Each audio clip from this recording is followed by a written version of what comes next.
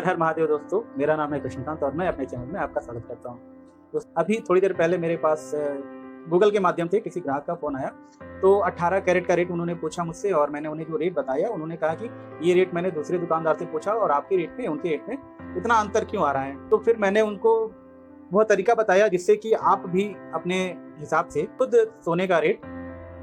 कितने भी कैरेट का आप निकाल सकते हैं। इसके लिए सिर्फ आपको आवश्यकता पड़ेगी तो 24 कैरेट गोल्ड का रेट जानने की। अगर आपके पास 24 कैरेट का रेट है या किसी दुकानदार से आप रेट पूछते भी हैं तो उसे सिर्फ 24 कैरेट ज्वेलरी का रेट पूछें और उस रेट के साथ आप यह भी पूछें कि जो रेट 24 कैरेट का दुकानदार द्वारा बताया जा रहा है क्या वो इंक्लूसिव ऑफ जीएसटी है और एक्सक्लूसिव ऑफ जीएसटी है। अगर वह रेट जीएसटी के साथ है तो जो भी आप 18 कैरेट का रेट निकालेंगे उसमें भी जीएसटी जुड़ा हुआ ही आएगा, और अगर वह रेट जीएसटी के बिना है तो जो 18 कैरेट या 22 कैरेट या जितने भी कैरेट का आप रेट निकालेंगे उसमें जीएसटी शुल्क अलग से आपको देय होगा। उदाहरण के लिए मानते हैं कि आपको 18 कैरेट की एक ज्वेलरी लेनी है जिसका वजन है 1 ग्राम। 24 कैरेट का दाम जो है उस दिन है 74,000 रुपये। अब ये 74,000 रुपये जो है ये इंक्लूसिव ऑफ जीएसटी है। तो 18 कैरेट का रेट निकालने के लिए, चूँकि ज़्यादातर फर्म क्या करती हैं कि जीएसटी को अपने बिल का टोटल कंप्लीट करने के बाद में ऐड ऑन करती हैं और रेट ग्राहक को बताने में कम लगे, इसके लिए जो है 24 कैरेट के रेट में जीएसटी को एक्सक्लूड कर दिया जाता है। तो बिना जीएसटी के अगर हम मान के चलते हैं कि आज सोने का रेट 74,000 रुपये है, तो 18 कैरेट का रेट निकालने के लिए सबसे पहले हमें एक छोटा सा कैलकुलेशन करना पड़ेगा, जिसमें यदि हम मानते हैं कि 74,000 रुपये यह 24 कैरेट का रेट है, तो सबसे पहले हमें इस रेट से 1 कैरेट का रेट निकालना पड़ेगा, जिसके लिए हमें इस रेट को 24 से भाग देना पड़ेगा। 74,000 डिवाइड बाई 24, 3,083.33 ₹33.33 यह आपके पास 1 कैरेट का दाम आया। अब इसके आधार पे आप जितने भी कैरेट का दाम निकालना चाहते हैं, मान के चलिए आपको 22 कैरेट की ज्वेलरी पसंद आ गई और 22 कैरेट की ज्वेलरी का आप दाम जानना चाहते हैं, तो आपको इसमें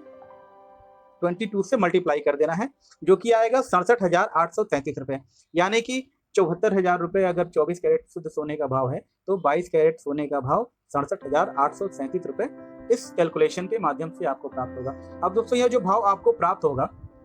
यह भाव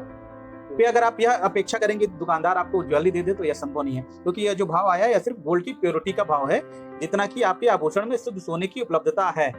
इसके अतिरिक्त आपको जो देना पड़ता है वह है अपव्यय है, जो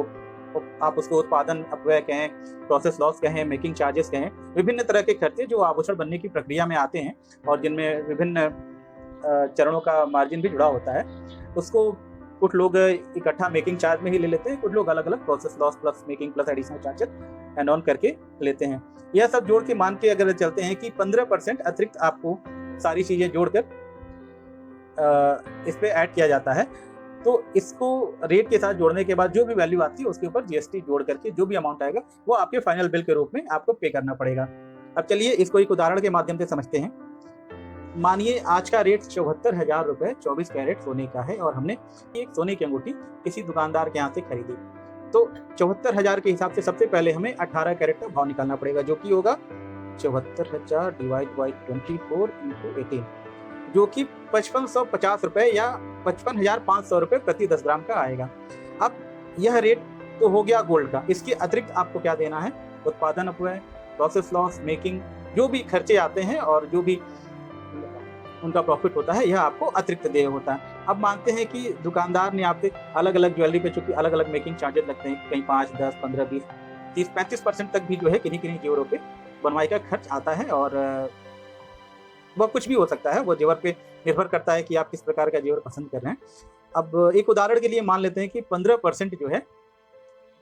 मेकिंग चार्जेस इस पे दुकानदार ने ऐड कर लिए। अब 15% जो आपको ऐड करेंगे वह इस रेट पे नहीं करेंगे वह हम करेंगे 24 कैरेट के रेट पे, क्योंकि जो प्रोसेस लॉस जाता है वो आपके ग्रॉस रेट पे जाता है, वो उस वजन पे नहीं जाता है कि जो कि उसमें उपलब्ध सोने की शुद्धता है। जैसे आपने अगर 10 ग्राम सोने का जेवर खरीदा है और 18 कैरेट के हिसाब से उसमें शुद्धता है 7 ग्राम 500 सोने की, लेकिन जब जेवर बनने की प्रक्रिया में उत्पादन अपव्यय जाएगा, प्रोसेस लॉस जाएगा, तो वह 10 ग्राम वजन पे जाएगा, ना कि 7.5 ग्राम वजन पे। इसलिए जो मेकिंग जोड़ा जाता है उसको ग्रॉस वेट पे जोड़ा जाता है, जिसमें कि सोने की शुद्धता के अलावा अन्य सभी मिश्रित धातु भी समाहित होते हैं। तो इसलिए हम जो मेकिंग चार्ज या प्रोसेस लॉस इंक्लूड करेंगे वह 18 कैरेट के भाव पे ना करके 24 कैरेट के भाव पे करेंगे। अब हम यदि 15% के हिसाब से इस पे मेकिंग एड ऑन करते हैं तो 74,000 इंटू 15 ₹1110 प्रति ग्राम, यह आपका जो है मेकिंग चार्ज है या प्रोसेस लॉस जो भी है इंक्लूड करके ये सारे खर्चे आपको अतिरिक्त देय होंगे। और जब आप अपनी ज्वेलरी को रीसेल करने के लिए जाते हैं तो यही अतिरिक्त अमाउंट जो आपने दिया है ₹1110, इसके अलावा अन्य कोई भी डिडक्शन आपके जेब पर नहीं किया जाता है। अब यदि हम इस को सोने के रेट के साथ जोड़ देते हैं तो 1110 प्लस 5550 कुल 6660 रुपए जो है यह आपको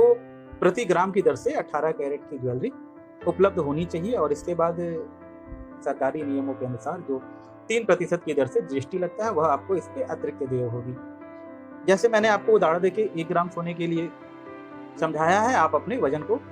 इसी रेट से जो है या इसी के आधार पर अपना भाव निकालकर आप अपने सोने का मूल्यांकन कर सकते हैं और आप यह जांच कर सकते हैं कि किसी दुकानदार द्वारा आपसे अनुचित भाव तो नहीं लिया जा रहा है। तो दोस्तों आज के लिए बस इतना ही, मिलते हैं आपके अगले वीडियो में, तब तक के लिए बहुत बहुत धन्यवाद। हर हर महादेव।